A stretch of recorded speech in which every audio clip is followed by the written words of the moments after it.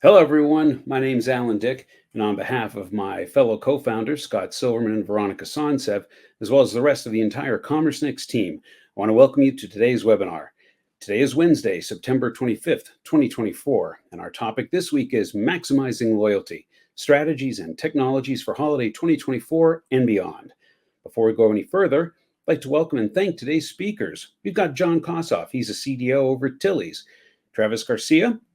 He's the VP of eCommerce over at PrettyLitter, Renee Lopez-Halverson, the CMO at Marine Layer, and Tarek Mueller, the co-founder and co-CEO of About You, are in the house today. Thank you, speakers, very much. It's always great to have you with us. Thank you as well to Scale for sponsoring today's broadcast. Let me give a quick shout out to Isabel Kuhl, the marketing manager at Scale, and Jake Wright, the director of Growth Americas at Scale. Jake's going to be joining us in a little bit, but we'll get to that. They were a big help in putting this webinar together. And as you know, we could not bring these webinars to our community without the support of our sponsor partners. So thank you very much to Scale. Obviously, I want to thank the Commerce Next staff. That's going to be Maeve, Robert, Scott, Tracy, and Veronica, all of whom are off screen helping to make this webinar a big success. But as always, and the thanks most of all goes to your audience for being with us today. Thank you so much for taking time out of your day to be with us. Let's get through a couple of housekeeping items. Our next webinar takes place in 2 weeks. That's going to be on Wednesday, October 9th. Veronica Sonsev will be at the helm. The topic, Win the Holiday Rush. Create unified shopping experiences customers can't resist. Veronica and her expert panel will explore how retailers can stand out in the $1.4 trillion 2024 holiday season by creating seamless, unified shopping experiences that captivate customers across digital, social, and in-store channels. You're not going to want to miss this one. Maeve's putting the link in the chat right now for you to register. You know it, you love it, and you can't live without it. It's the Commerce Next Growth Show. It's a must-attend event of 2025, and you want to be first in line. Sign up now to get early access. We launch registration in October, so you snag the limited time benefit of on-site Fast Pass registration. You can learn more about our 2025 Growth Show by clicking on the link in the chat. All right. Hey, here's your reminder that our YouTube channel has over 500 videos covering everything digital commerce. Topics include acquisition, retention, leadership, retail technology, and so much more. Great resource. Learn more about our YouTube channel by, of course, clicking on the link in the chat. We're recording this webinar, and we'll email you when we publish the recording a little bit later on this evening, but I do want to take a moment to remind everyone where to find the tools you need to get the most out of this webinar. There are 4 tabs in the upper right of your screen. Those are Chat, Q&A, Polls, and Handouts. Use the Chat tab when you want to communicate with the other attendees or offer a shout out to the speakers. The Polls tab is where you can participate in the audience polls and review the final results after we close the polling. And the Handouts tab is where we have today's presentation or the useful information for you available for download. However, the most powerful tool at your disposal is the Q&A tab. This is your steering wheel, allowing you to drive the conversation by getting your questions directly to our speakers. Remember, the only bad question is the one that was never asked. To encourage you to ask questions, this week, we're offering a Bonfire 2.0 solo stove to one lucky live webinar attendee whose question is selected for the panel. When you can't choose between portable and permanent, the Bonfire is both. Available in 7 different colors, the Bonfire is big enough for everyone to gather around, yet light enough to pack up for fires beyond the backyard. This giveaway is available to qualifying participants in the US and Canada. I'll randomly select one question after the webinar and email the winner with all the details. Good luck, everyone. And remember, even if you don't have a specific question, you can upvote other audience questions.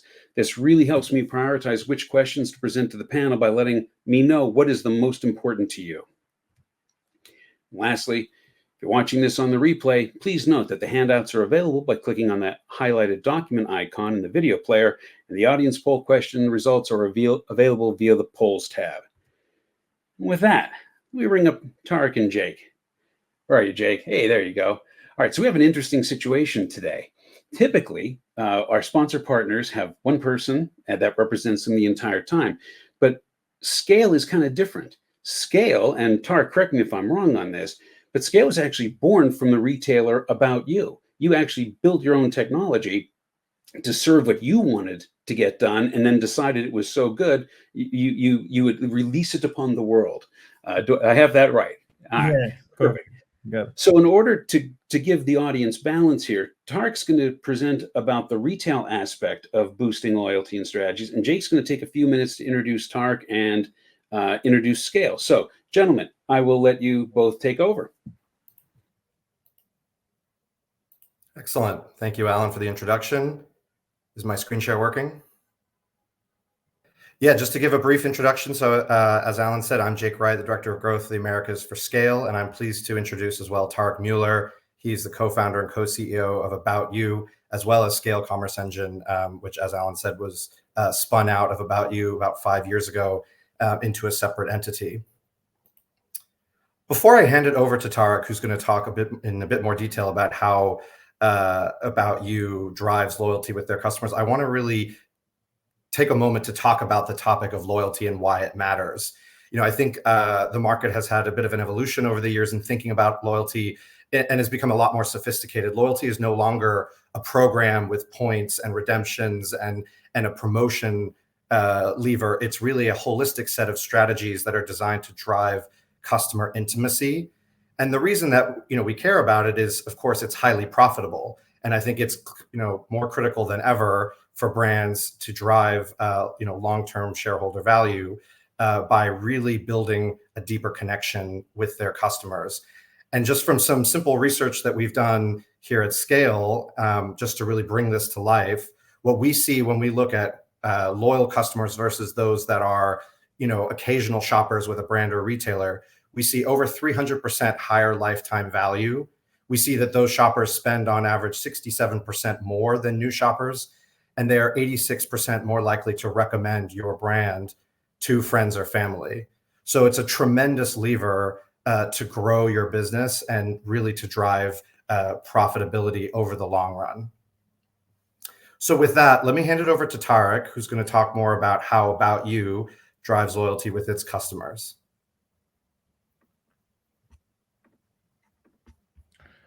All right.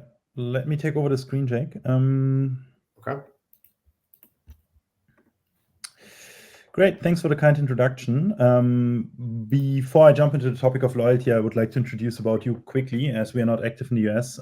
We are only active in Europe. We're actually the market leader for fashion in Europe.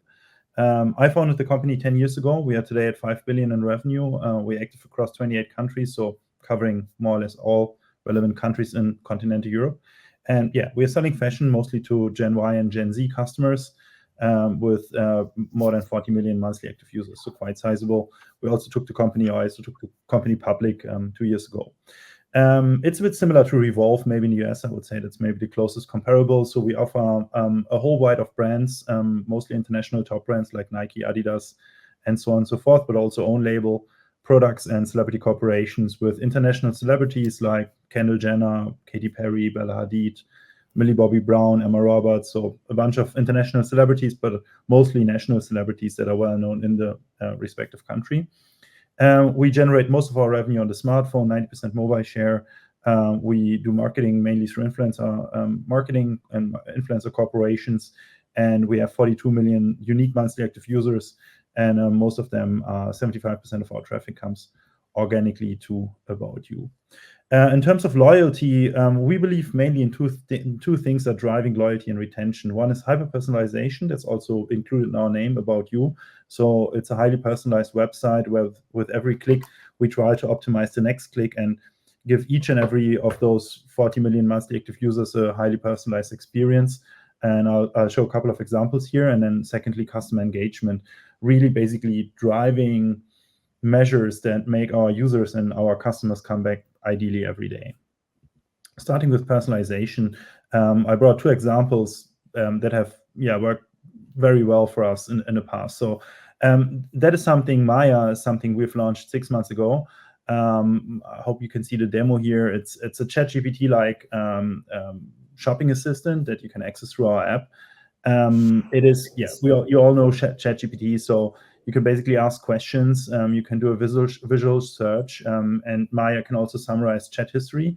And most importantly, Maya has access to your customer history. Yeah? So Maya knows obviously our whole product catalog. She has all the knowledge about fashion, which she basically learned in the internet, but she also has all the knowledge about our customers. So the sizes, the preferred prices, preferred brands, and so on and so forth. And that is really the entry into an AI-based conversational commerce world. To be honest, Maya sometimes is terribly stupid. But I would say in already 80-90% of the cases, she's extremely good. So way better than any offline consultant would be. And yeah, as we've seen with ChatGPT, the iteration is really fast. So we already today see high adoption, but most importantly, we see high stickiness. So once customers experience Maya, they tend to like it and yeah, see it as a new way to search for products aside a category in the search navigation. Second example I brought in terms of hyper-personalization is our coupon wallet. So if you're an About You customer, you will have your own wallet. And in this wallet, so every customer has its own wallet. And in every customer wallet, we are dropping on average 5 coupons per week. So what we are doing here is basically also using AI. And we are trying to basically understand, first of all, the customer preferences, but also the customer structure. So the very profitable customer, rather unprofitable customers, the customer likely to churn, that the customer recently made a purchase, etc. And based on all these informations, we are trying to put together a coupon. A coupon is usually an assortment selection, which can be a category, which can be a brand or a virtual category or topic, for example, combined with a discount. And based on all the informations we have, and based on, most importantly, the profitability and the churn probability of the customer, the coupons are differentiated. So it could differentiate in discount percentage, but also in attractiveness of the respective assortment size. So every coupon, every customer has their own coupons. It's connected to a coupon landing page where you can see the product selection and then can apply that coupon. Coupons are usually valid for 3 days. So that is another trigger to bring the customer on our app, ideally every day, because they will find new coupons nearly every day. We're doing this since 6 months. We have dropped 1.2 billion coupons. So today we are dropping roughly 5 per customer per week. And we've seen a tremendous increase in conversion rate. I mean, it's just a cool driver. Customers come every day to check out the new coupons, and it increases profitability because we always make sure that we only drop coupons for products that are more likely to be incremental, so not cannibalizing products, transactions that would have happened anyways. Switching gears to customer engagement, we've made great, we've introduced live shopping, I think 2 years ago or something, obviously a trend that we've seen from China coming to the Western world. Live shopping is cool. It's real time, so creators mostly are presenting products in real time. It's interactive. Customers can chat with the creator and they immediately react. It's inspirational, advisory, and it's native. So what you can see here, if the customer presents a product, customers can click on the product, and then the window basically minimizes, so customers can really shop on About You in the About You app, and in parallel basically watch the video and do both basically, which obviously resonates well with the Gen Y and Gen Z. We are hosting more than 100 shows per month. Compared to China, that's obviously not a lot, but it's a good start, I would say. Obviously, vast majority of views are mobile, and it's a huge loyalty driver. I mean, customers are spending a lot of time on our app, watching these live shows, and they are much more likely to return once they have experienced the live show. A couple of key learnings. I think the first one is a really cool learning. In the very beginning, we had huge production, so we kind of rented a studio and did it very professionally. And at the end, we figured that basically a smartphone at home of the creator is actually the most efficient and effective live shopping, and it resonates the most. So it's actually the lowest cost of production actually created the best results, which obviously is a great news. We figured smaller creators are actually better because it really depends on the engagement of the audience if a live show works or not. They have to be engaged, the influencers, they have to answer the questions. It has to be authentic, so they have to present styles and products that they really love.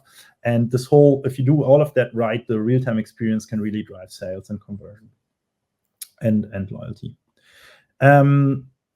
Next to Maya, our AI shopping assistant, what we've done really great experience with is generative AI. So in former times, we have spent roughly 1.5 up to $2 million per year in editorial photo shootings, which we don't do anymore. So we save more than $1 million per year because we are now creating our editorial images through Gen AI. So all pictures that you see here, for example, that don't really exist, it's done through Gen AI. But the cool thing is we are not only saving $1 million per year, but we actually 10x our output. So customers can just find much more content on our website for us at much lower cost, and that obviously drives engagement and retention a lot. Secondly, we have implemented a customer service chatbot, also quite cool. So first level customer service, I think, can today really be done by an AI and an LLM. So this drove down cost by 90%, and it actually increased the NPS because obviously the customer service bot is much faster in responding than a human customer service agent. Lastly, about loyalty programs, something we have set up is called About You Points, just recently started, which is also pretty cool. Obviously, you get points if you buy something. I think that's kind of the no-brainer part of a loyalty program. But what we've also implemented is micro incentives. So basically giving customers points for certain actions they take. So the easy thing would be download our app and subscribe to our newsletter. But we also kind of we also introduced micro missions. So basically telling the customer, hey, if you open the About You app 7 days in a row every day, you get 100 points rewarded, for example. Or if you visit 50 article detail pages, you get a certain number of points rewarded. So really basically not only giving points for buying something, but really giving points for engagement, because this leads to purchases. And this has done a fantastic job in kind of lowering churn and increasing engagement. To sum it up, we believe in hyper-personalization. So every customer should see their own version of its online shop in combination with gamification really drives retention. Loyalty programs in general, we believe, work really, really well, especially combined with these micro incentives that I've talked about, as well as interactive live shopping. We believe this will become the new normal for online shops, and conversational commerce and AI is really set to change the e-com game. And I think, especially in conversational commerce, I think we will see a lot happening in the future. All right, with that, I'll hand it back to Jake. Okay. Thank you, Tarek. Really interesting to see all the success that About You has had through those strategies. So as Alan said, I want to share just a little bit of the view on the technology side of the house, and in particular, maybe answer the question that some of you might be thinking, which is, how can you prepare for these types of new shopping engagements that consumers are increasingly expecting? Our strong point of view is that flexibility and agility is absolutely critical when thinking about your overall digital commerce technology stack. And in particular, you need to think about how the underlying architecture that you build optimizes for both the business value and the tech value. So when we think about the business value, this is the agility point, right? The ability to very quickly test and iterate new types of features that come out. So for example, like Maya, the AI chatbot or shopping assistant. When new types of technologies take 6 months or a year to integrate, obviously it slows down your speed to market and slows down your ability to really drive value to the customer.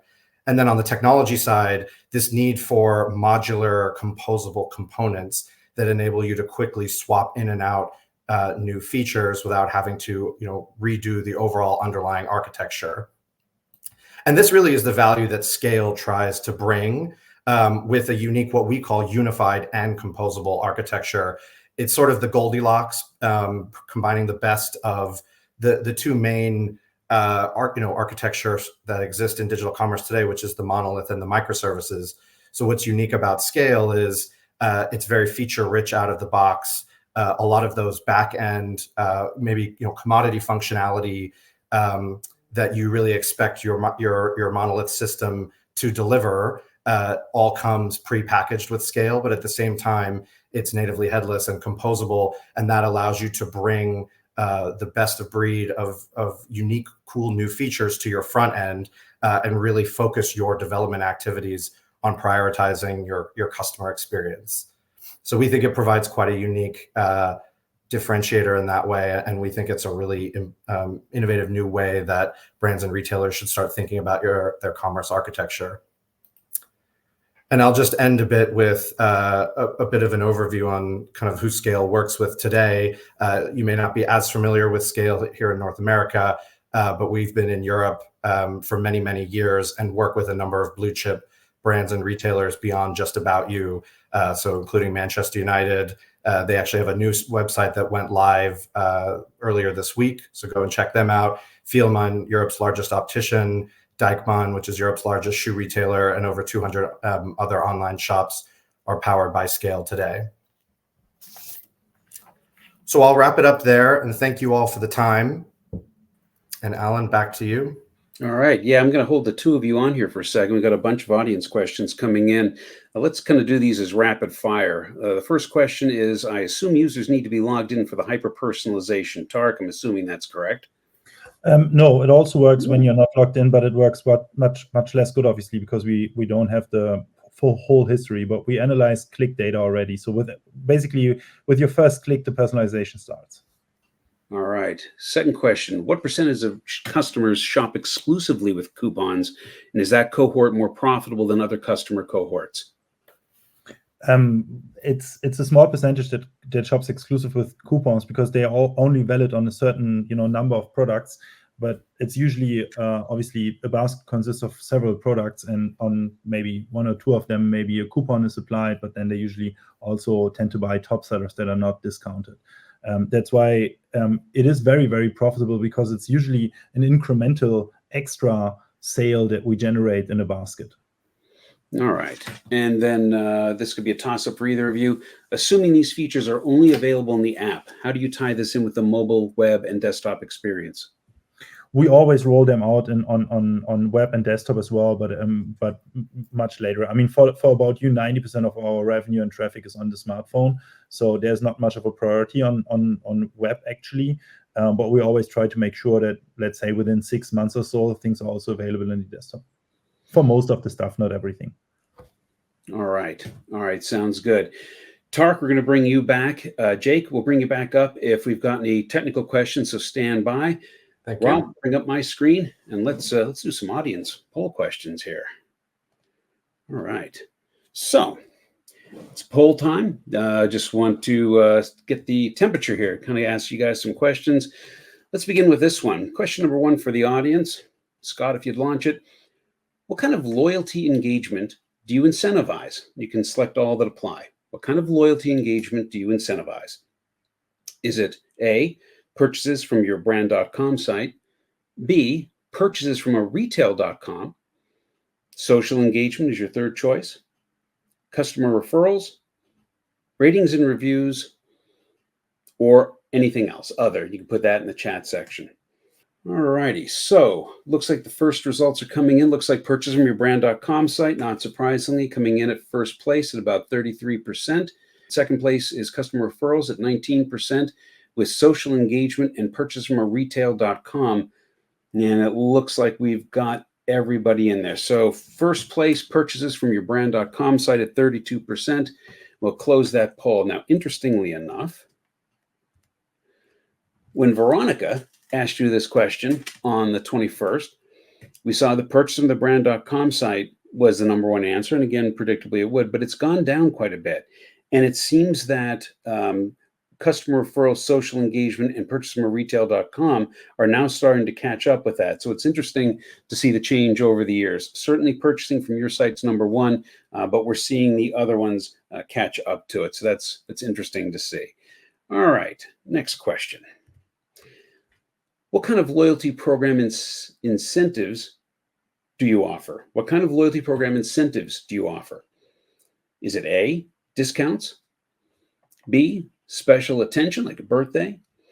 How about special events or products and priority services? You can also be offering rewards tied to business, or something else? All right, looks like discounts at 39%, definitely leading out of the gate. Rewards tied to business are 21%. Special events or products and priority services are at 21% as well. Special attention is kind of creeping up there at 17%, and only a couple of you said other. All right. Well, as everyone well knows by now, I love comparisons. And so Veronica asked the same audience this very question, and we saw that discounts were 27%. And I think this time we were a little bit higher than that. So it's interesting.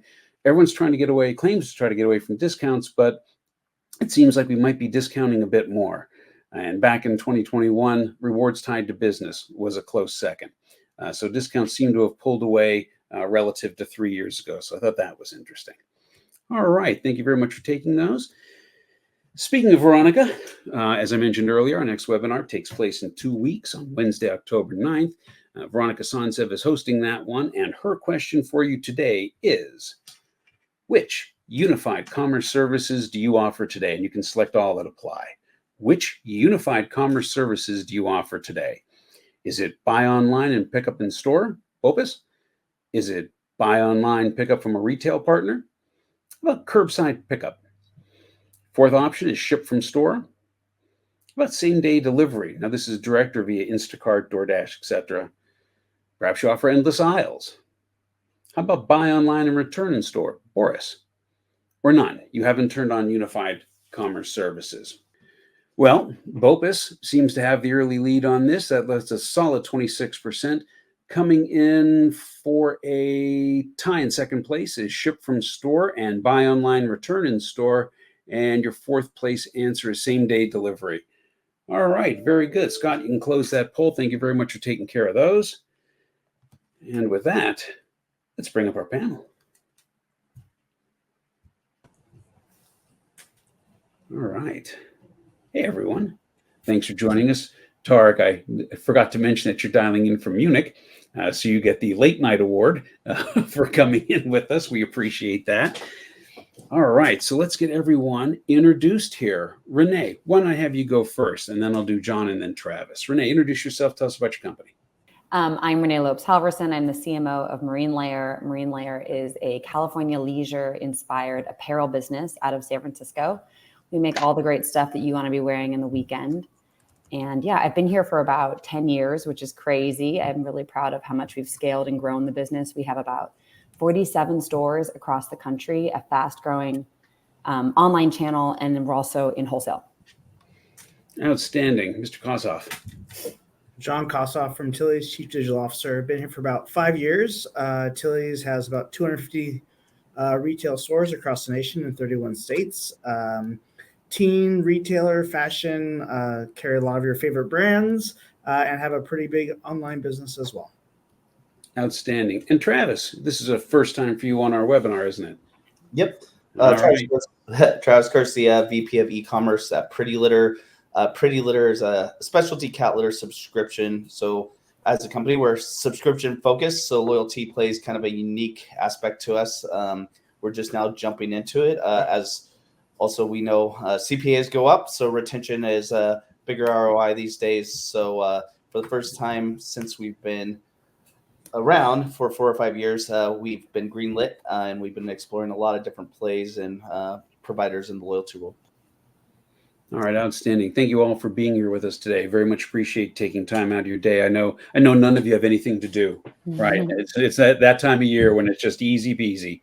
So all right, let's dive into it. So let's start by talking in broad strokes. What does loyalty in the traditional sense mean to you? John, I'm going to pick on you first.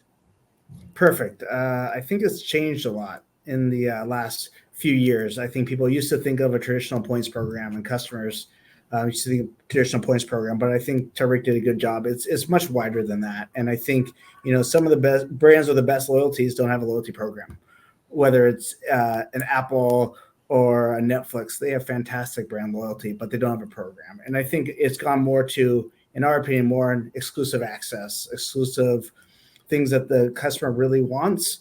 In the end of the day, the customer will always tell you they want a discount. So if you ask customers what they want out of a loyalty program, the first thing they'll say is a discount. Anyone can do that. So I think it's providing an experience that they can't get is probably the most important thing now, along with the table stakes of some kind of discount for purchase. Yep, absolutely. Travis, I'm going to kick it over to you. What do you think about loyalty? How do you perceive it in general? Yeah, I think it also, as John was discussing, it has evolved, right? Starbucks is one of my go-to in terms of their loyalty programs and apps. And that's a little more, repeat purchase. So that extra benefit probably keeps some people around. But as you look at some of the other brands, especially like in clothing and beauty, everything else, it's more of a content and messaging that reiterates like the loyalty to the brand versus giving a promo away. So you almost have to do these multi-dimensional loyalty campaigns these days versus rolling out some basic buy 3 and get that stamp and you get the free sandwich kind of thing. Mm-hmm. Renee, let's wrap up this question with you. Yeah, just to kind of reinforce everything that everyone shared, it's like just giving your buyers more reasons to come back. But I mean, at Marine Layer, we think a lot about our assortment strategies. So what products are we making more of that we know tend to pull in existing buyers, clienteling in our retail channel, but just all sorts of ways to engage our buyers way beyond just discounts. Yeah, I think one of the interesting things that when we talked about this, when I was framing this in the speaker prep call, was that we quickly moved away from loyalty program to like loyalty philosophy. Mm-hmm. And I think if there's like, that's the first thing I'd get over to our audience. Like, look, just kind of get off the framework of a program, not any program. You have to think about this more holistically. And I think, John, you talked about, Netflix and Amazon. Do you want to elaborate a bit on this? I think you mentioned the airlines and like just kind of the contrast in loyalty programs and loyalty philosophy. Yeah, I think a lot's changed, right? From the airline standpoint, I'm sure a lot of people on this call are listening, travel a lot, and the brand loyalty, I think, used to be much stronger from a loyalty perspective. They've devalued a lot of their programs. There's been lots of articles written about it, and it's changed the business model, right? Because customers now know the value. I can Google what's the value of a Marriott point or what's the value of a Delta point, and you can see it all now. And I think it's become a lot more transactional. I think people are more into the experience part. Think of the American Express Lounge or the Delta Lounge. I think people more want that than the so-called discounts. So I think the discounts are a little bit more, as we talked about, Alan, table stakes, whereas more it's about the experiences that people want. And again, what's the reason for them buying for you? Why do they want to come back? I mean, people buy Apple because they're great products and they last a while, right? Even though they don't have a loyalty program, they probably have the best loyalty of any of the companies out there. Right. Travis, as a subscription based, what is the difference with you? I mean, clearly you want that loyalty, but tell me a little bit more about how you're developing that philosophy and how you get people like eager to just engage with you. That's going to be the difficulty as we launch this. And, loyalty is a large program and it needs to be really well thought out. I've been a little nervous as we entered this in, making sure we're thinking this out, not only from a technology standpoint, but really for us, it's set it and forget it, right? Someone comes and buys like the litter. Beyond that, they're just kind of, hey, I get it every month. I'm happy with it. But now we're getting like that one chance to reintroduce something new where, they're not used to interacting with us on emails and other things. So how do we have a program that launches and really connects with people? And then really meets what our goals are in terms of satisfy the customer, improve retention. There is more competition out there for us these days. So how do you make sure they're staying loyal to our brand versus others? And then a monetization aspect of things. So how do we reward people by introducing them to other products that we have in terms of food and toys and treats and whatnot? So that's kind of like what our goals have been as we are looking to launch this in kind of a alpha beta in the next 3 to 6 months. Outstanding. Renee, I know you have some thoughts on this, particularly around business momentum. And I'd like you, if you could, I thought that was interesting and I wish I had more time wish we dived into it more during the prep call. So what do you mean by business momentum when it comes to loyalty being more than just a program, it's a philosophy? Yeah, it kind of goes back to like what you were saying about the airlines, John, but I do feel like why customers are engaging with your business, some of it has to do with what the brand is doing, and some of it has to do with what's going on with your customer. And there's really it's a kind of a marrying of customer readiness to make a purchase and what your business is offering. And I feel like there's a lot of pressure on like, oh, we should do more programs. We should drive the customer to buy based on discounts. But I feel like thinking more holistically around what is the customer doing in their life? How can we increase our relevance for them? That's when you ultimately get the most engagement with whatever kind of program you're thinking about. I had to chuckle because you can offer the richest discounts or coupons, and sometimes it means absolutely nothing. The example I shared was I was working at an athletic wear business, and we said, I know what we're going to do. We're going to launch these yoga pants. We're going to offer a free pair of yoga pants to anybody that wants to try them on. We were really worried from a marketing standpoint that we were going to get so much engagement and give away way too many pants.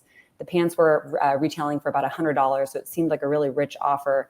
And even on this like wonderfully juicy, rich offer, I think there was like a 35% redemption rate. And it was this reminder around like, just because you're offering the discount doesn't mean that's the sweetest honey to kind of pull in your buyer. It's really about kind of thinking about where the customer is, the momentum you have in your business, what's going on outside the world, and making sure you're listening and you're agile and you're responding. Tarek, I got to think, if you're offering free $100 yoga pants and 65% of the people are going, no thanks, I'd take a free pair of yoga pants for $100. You know what I mean? I do yoga. I don't do any yoga. I'd still get the pants. So my question to you is, personalization has got to be, where's the sweet spot? You mentioned this, you talked about it during your presentation. Do you want to jump in on any of this, or do you want a free pair of yoga pants? I'm just curious. I would always take a free yoga pants. No, I mean, I think I can echo everything. I mean, one thing I think we learn from social networks is basically to keep the user engaged and to not only think loyalty in a pure transactional context, so to not only pop up if the customer's ready to spend money basically, but to really be in a constant conversation or in a constant touch point with your customers, really keep being top of mind. I think especially for an online pure player, for an online product, that's important because we don't happen in the physical world, so it's very easy to forget us, as an online website basically. So we need to be top of mind by making sure we have constant communication or touch point with the customer.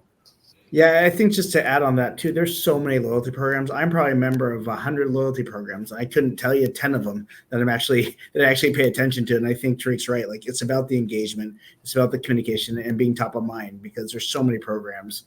Everyone from the little sandwich shop down the road to the big retailer to the airlines, they all have loyalty programs now. And I bet half the people don't even know what they're signed up for. Mm-hmm. Yeah, I could easily buy that. So let's switch a little bit. Let's talk about how important is it to get staff on board. And we can talk about this from a couple of perspectives. We can talk about it from how to get buy-in from the C-suite, hey, I want to do X, Y, or Z. We can talk about how to get buy-in from the people that have to implement it or across departments. Or we can talk about how you get bought in omni-channel. How do you get the people in the stores to see the vision on this? This is a jump ball. Anyone can take it on any topic. I'll let you guys fight it out. Who wants it first? I can talk a little bit about our more recent launch of our Respun Take Back Bag program, which is a program where we let our customers we sell really large bags for $20, and then we give them $40 of Marine Layer credit. They can fill up those bags with old clothes, and then we can use those to make new clothes. So it's a really cool commitment to sustainability. But I think we had kind of a humbling and awareness moment when it's one moment to kind of prepare it on the website and create one landing page that clearly states all of the value props and how important this is. It's a totally different exercise to think about how that experience executes in 47 stores across the country.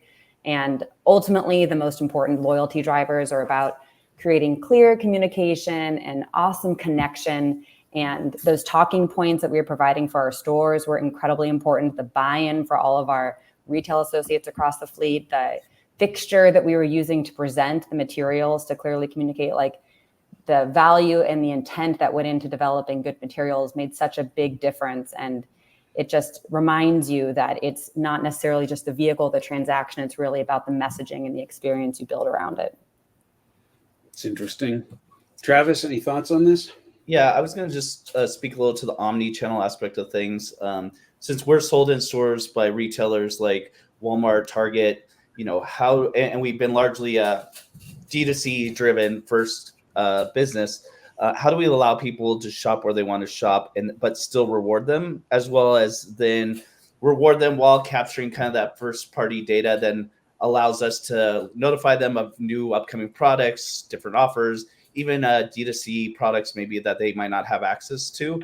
So we're looking at stuff like receipt scanning, but there's just so many other ways, maybe it's contests, other things that really tie into a good loyalty program. And it's just understanding how, like, as we look at these different platforms, what platforms support these different things from an omni-channel view, and what are going to have to be built out or maybe even customized, and what that roadmap looks like. I think you got a little more leeway when you're rolling out first to the D2C aspect of things and kind of perfecting that. But then when you start adding on the omni-channel aspect, there's a whole other aspect of technical requirements that need to be thought through, as well as personnel. I know from the receipt scanning side, there are some AI aspects of things out there, but some platforms, it's still a very manual process. So, does that overwhelm, your loyalty team, et cetera, where it just doesn't become doable, at least at this phase? Tarek, you have an interesting position. And again, sorry if I'm kind of fixated on it, but I really dig the fact that you're both a retailer, and familiar with the tech side of it as well. Any thoughts on the importance of getting everyone on board? I mean, clearly you've seen this. How do your clients do? What struggles do you see? I'm interested in any perspective you've got on this. Yeah, absolutely. I think that's the largest challenge. I mean, getting everyone on board staff-wise, but also data-wise. I mean, every one of us probably has much more data than we can progress. And then I think the challenge is really connecting the right data and having the right KPIs and the right information to give the customer the right, whatever coupon, newsletter at the right time to avoid cannibalization and to prevent churn ultimately. And what we've seen is you have to introduce a couple of like driver KPIs. It's not only looking at your top line. It's very important to look at your cohorts to really see why and when in the journey are customers churning, and to just get all this data together. I mean, it's always a team effort because it's always a cross unit effort that you need to pull the data from your data centers. You need to implement it in CRM. You have to have it available on your website. So it is a technological challenge as well as an organizational, I would say. John, you want in on this, or do you want to go to the next question? Yeah, no, I'm good. I think, we've talked a lot about just kind of across the organization, and I agree with Tarek on the data part, but I think the associate part, especially in the store level in our world, is so important, and them understanding the program and seeing the value of the program and explaining the program clearly to the customer. I mean, we have a large percentage of our sales that are from loyalty, and that has to happen at that level. And the more that the employees are engaged, the stronger that the output is, and for the engagement with the customer and with the program. All right, we're going to turn to some of the audience questions right now. But first, I want to bring up Kat Singh. She's a product manager at Best Buy. She's given us our video question. Rob, would you play that for us?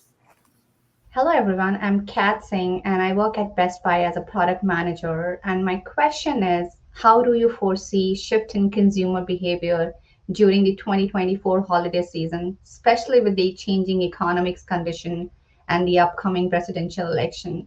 How should brands adopt their loyalty strategies to these evolving trends? Thank you. Great question. It came up during the speaker call. We've got some I know, Renee, you've got a thought on this, especially around the shorter selling season. So this year we're up against that nice short gap between Thanksgiving and Christmas, which traditionally is always trickier for retailers. So that's one component of it. Obviously we have an election season coming up, and that also means a lot of consumer distraction. So I don't know, as I think about this holiday, I think it can be really easy to sneak into a trap of comparing to last year trends and kind of getting swallowed by what's happening and compared to what you used to be able to do. But I don't know if there's going to be a clear comp for what you should be expecting for consumer engagement based on prior years. I feel like it's going to be a lot more important to stay agile and to make sure you're listening and responding to consumer behavior and listening to when they want to shop. I guess just get into it and let's go. I think that's my best sense of advice for it. Yeah, and it depends on the state too. I live in Pennsylvania, and our state has 30% of all political campaign spending is being spent in Pennsylvania. You can't open anything here without getting bombarded with political advertisements. It's just crazy what you're up against in terms of distraction. So, yeah, Tarek, you're in Europe, man. You don't have to worry about this. He's just smiling. Yeah. Any other thoughts in the short selling season? Is there any way to modify for this, or is it really just a matter, like Renee said, of just being agile? I think it's going to be a tough holiday season overall, as everyone mentioned, with the election cycle and the shortened season. I think, where we're leaning in is, like I said, everyone's going to be promotional. Everyone's going to be discount. What can we do exclusively for our loyalty members, whether that's exclusive access or early access to products? I think that's going to be the winning piece. And I think that's how you can differentiate, because if you're just getting a promotion game, you're going to lose, right? And I think you have to be creative and also smart about the way that you give exclusive access and also exclusive promotions. The only thing I'd add on is sometimes when there's kind of a disruption and everything's going to feel different, it can also be a nice invitation to kind of ignore convention or what you've done in the past. I think we're also really excited about thinking about a disruptive and playful and entertaining content strategy to really drive loyalty in a whole new way, because there are going to be a ton of promotions out there and the customer is going to be heavily distracted. So how can we offer a concise and compelling reason to engage with our business this year? And just to throw one other thing, as it is a shorter period, everyone is going to go heavier on promotions. We're also seeing a lot of uptick in fraud and unauthorized resellers, because now you have TikTok and Instagram Shop and Amazon. So how do you find that right balance without, causing other problems elsewhere? All right. There's a ton of questions here. Tarek, I'm going to give one right to you. This one's from Armand. How do you prevent giving coupons, discounts to customers who are willing to purchase at full value? Yeah, you don't want to give the farm away to someone who's willing to pay full price. I'm certain fiendishly clever answer to that. Yeah, I think that's a big challenge. So what we do whenever we believe someone should get a coupon, we always build a holdout group of 10%. So we're basically constantly A/B testing. And that's how we basically measure incrementality of a coupon. And the AI just learns. 6 months down the road, the incrementality is much higher and the cannibalization is much lower, but you always get it wrong every now and then, give a coupon to someone that would have bought anyways. But I think that's the only way to go with A/B testing. Yeah, I would agree. It's a great answer. And since we're talking about engagement and comparing results, got another one for you. How do you compare results, conversion, and engagement from live shopping to traditional conversion rate benchmarks? How do you compare results, conversion, and engagement from live shopping to traditional conversion rate benchmarks? Yeah, it's basically twofold. So one, A/B test as well. So a couple of, we always build holdouts. So some users just don't see the live show and then we compare the sessions. But it's also customer lifetime value. So we see that once customers engage with live shopping, they just spend much more time on the website. They become much more active. So talking about KPIs, we also measure daily active users, monthly active users, weekly active users, and DAU over MAU. So it's kind of typical KPIs that you would usually see on a social network. And we just see that there's a clear correlation between customers spending time on the website and then an increase in customer lifetime value. So basically what they spend over time on period X in terms of revenue and profit contribution. Yeah, excellent. Any other thoughts before we keep moving on? We're just getting tons of great questions from the audience. I want to try to hit as many of them as I can. Going once, going twice. We're good. We're moving on. This is from Kat Singh as well, and I love her questions. This is about sustainable and ethical loyalty practices. Her statement is, consumers are becoming increasingly concerned with sustainability and ethical business practices. How can brands integrate these values into their loyalty programs to foster deeper emotional connections with customers? Let's talk about that.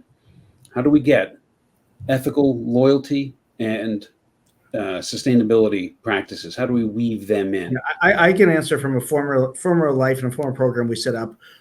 There was a donation component too when you hit a reward. So if you hit a reward, you got a donation to a specific organization. I think that's a way to do it for sure. But I think give people, I've seen some programs that give people the choice. Instead of a reward, donate to XYZ cause. So I think there's more of that opportunity as well in the future. I think our Respun program is a good example of this too. I spoke to it already, but it's like, if we think about what are we asking folks to do when they're engaging with us, it's in practice kind of more sustainable consumption. And so what we're incentivizing them with is Marine Layer credit is dropping off their old clothes with Marine Layer. And we commit to keeping all of those old clothing out of landfill, which is actually really important because about 90% of what goes to Goodwill ends up in landfill. So by kind of recycling their clothing with Marine Layer, they can feel good about keeping clothes out of landfill. So I think it's lining up your brand values with the incentives that are a part of a given loyalty program. And I think giving the consumer the choice too, right? Yeah. Like I even think of the gifting world, right? Where we have all these nice vendors in the community that send gifts. And nowadays, they ask you, would you rather donate it? And I just donate them, and I think the more that you can give the consumer the choice, the better, I think. Charity also has it's interesting because we partner, Commerce Next partners with St. Jude's Children's Hospital. I mean, you guys know that we have the holiday parties every year in LA and New York, and we do the donations and awareness to St. Jude. But it's interesting because last year I was talking to Chris O'Shea from there, and he was telling me that they're the #1 most recognized and trusted brand, not only in like the charity world, but worldwide. Like they clobber everybody. And it's interesting because they're seeing retailers go to them and say, can we get you on our site? Because they just want to bask in the light of just how good the St. Jude is. And I'll mention this to anyone who's listening that's interested. If you would like to contact me, just write me at Allan, ALLAN, at commercenext.com, and I'll be glad to make an introduction to St. Jude. They're really great folks. So we've lost Tarek. Can I bring Jacob just to fill in here? Why, Jay? Conjured as from the depths, you are now released from the fungin. All right, so I'm going to ask you a couple of quick questions here because there are a couple here. Man, there's tons. So let me ask you this. This was another one of the questions that came in. I thought this might be more for you, Jake. How much of an engagement increase did you observe with launching the micro-earning opportunities? Was that Tarek that talked about that? That was Tarek that talked about that. So I'll defer to him on that one when he comes back on. When he magically returns. Okay. Yeah. Let's see here. Here's another one. Do you have some benchmarking on how the engagement rate went up with a coupon drop before and after scale? The correct answers went up dramatically, yes? It's a tough question. So About You has always been on Scale. Right. I guess just as context for the audience, that Scale is the back-end commerce engine that has always powered About You and has since been productized and kind of made available for other brands and retailers as a software as a service business. And so there was never a moment where kind of About You replatformed onto Scale. What really happened was these incremental front end features were added to the front end About You mobile app and web shop over time. All right, Tarek reemerges. Jake, you can hang out. We're almost at the end here in case you need to kick in on anything. All right, so Tarek, there was a question here, and maybe you can answer. Forgive me, there's just a lot happening here. Oh yeah, how much of an engagement increase did you observe with launching the micro-earning opportunities? How much of very early to say since we just recently started it, but it was, I mean, I was surprised by how much people are willing to do for, a couple of points and how much this correlates to revenue at the end of the day. So, I mean, we all know how valuable it is if a customer, for example, registers for a newsletter or downloads the app versus not downloading the app or being logged in. I mean, in terms of data, etc. And I think people are just willing to do a lot for a couple of points, which can be extremely valuable. So we have seen great increases in customer lifetime value actually at fairly low costs. Yeah. All right, outstanding. Got another question for you. This is for everybody. Do any of you have any data points or thoughts on raising the price versus generating more demand? One of my clients has seen a rapid growth and is having trouble keeping up with the pick, pack, and ship side of things. I'm sure it's not a one-size-fits-all procedure, but I'd love to hear how all of you handle that. Any thoughts on raising price versus generating more demand? Is that an inventory issue on a case-by-case basis? Anyone can take it. Don't leave me hanging. I'm trying to think. You chuckled, Renee. You got it. No, yeah. I know. I'm trying to think. I mean, I feel like we do have experience with this, but it's tricky. I feel like it's usually more about the product, and once we've invested in product quality, and if we feel like there's consumer acceptance for valuing it more, maybe also looking at competitors where their offers are in relationship to where you're at. it's tricky. I mean, I certainly feel like you'll see a fall off in demand if you increase your pricing for your retail, but it's kind of like how much appetite do you have for that? And you can always, well, I don't know. I guess you can't really play with it too much if you're printing on tags, but it's always something you can test a little bit too.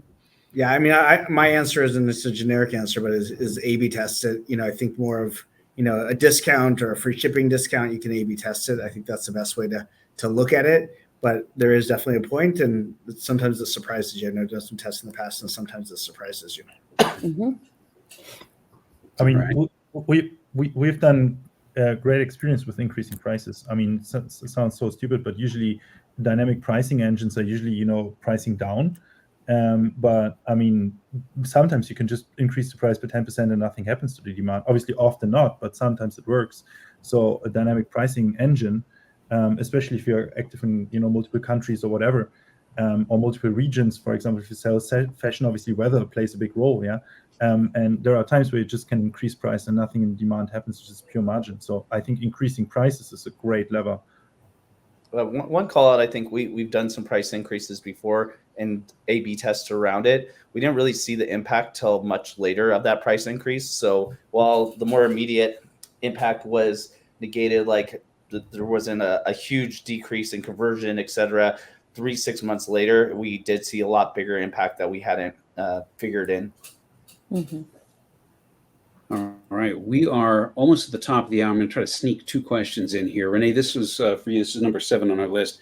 You were talking about content being a big part of the loyalty play. Can you, rather quickly, elaborate on that?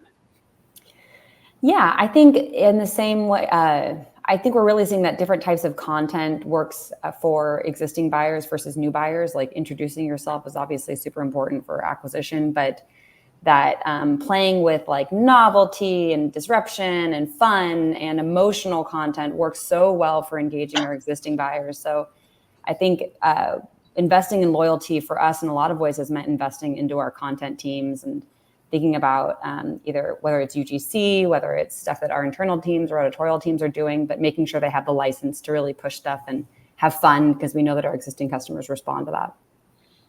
Outstanding. Any other thoughts on content? I mean, I think content and personalization now are a super important part of loyalty. It's just in general, like the more that you can personalize the experience, the better. And I'll leave the last question again to Kat, because I think it's a really good one. And I think I might know the answer to this. She's asking, if you could change any one fundamental belief in your industry with regards to loyalty, what would it be and why? I know my answer. Anyone? I feel like the philosophy versus program piece is kind of hard to top, Alan. I think we're all going to reiterate what you're sharing. Yeah, it's exactly right. I think that's exactly it. And I think it was nice to see Tarek and Jake talk about that, from their perspective as well. And I think that shows kind of where Scale's coming from, being being born out of the retail side. So we are at the top of our hour. What a great conversation. I wish we had more time to sit and chit chat with each other, but I know you've got a lot to do. Renee, thank you again for being on board. John, always great to see you. Travis, thanks for your first time here. Jake and Tarek, Tarek, thank you for joining us, late at night from Germany. It's great to have you. Jake, hang on for a minute. When we're done here, I want to chat with you for a second. Audience, thank you so much. It was great having you here. From all of us at Commerce Next, we'll look forward to seeing you in a couple of weeks when Veronica takes the helm. We'll talk to you later. Have a great day today, everyone. Bye-bye now.